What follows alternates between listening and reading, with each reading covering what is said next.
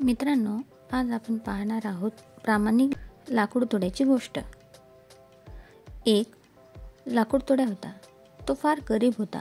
तो रोज जंगलात जाई व लाकडे तोडी आणि ही लाकडे बाजारात जाऊन विकी.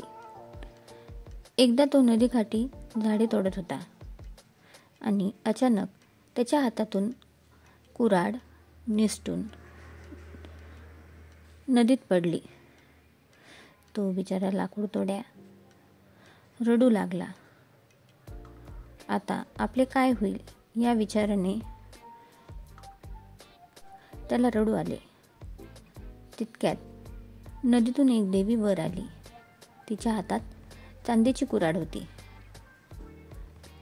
देवी लाकूड तोड्याला म्हणाली, लाकूड तोड्या, ही घे तुझी कुऱ्हाड. ती चांदीची कुऱ्हाड पाहून लाकूड तोड्या म्हणाला, देवी,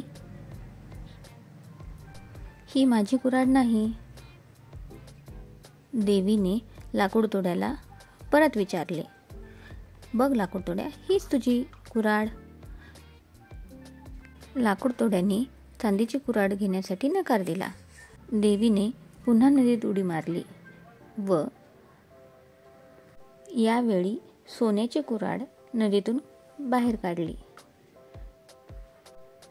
देवी लाकूड तोड्याला म्हणाली, लाकूड तोड्या, ही घे तुझी कुऱ्हाड. ती सोन्याची कुऱ्हाड पाहून लाकूड तोड्या देवीला म्हणाला, देवी, ही सुद्धा माझी कुऱ्हाड नाही. देवीने पुन्हा नदीत बुडी मारली. ती परत वर आली. यावेळी तिच्या हातात लोखंडाची कुऱ्हाड होती. आपली कुऱ्हाड देवीच्या हातात पाहून लाकूड तोड्याला खूप आनंद झाला व तो देवीला म्हणाला, देवी, हीच माझी कुऱ्हाड. देवी लाकूड तोड्यावर प्रसन्न झाली. लाकूड तोड्याला म्हणाली, लाकूड तोड्या, तू खूप प्रामाणिक आहेस. तू खरे बोललास म्हणून चांदीची आणि सोन्याची कुऱ्हाड माझ्यातर्फे तुला बक्षीस देते. लाकूड तोड्याला खूप आनंद झाला. देवीला नमस्कार करून लाकूड तोड्या आनंदात घरी गेला. तात्पर्य: नेहमी खरे बोलावे.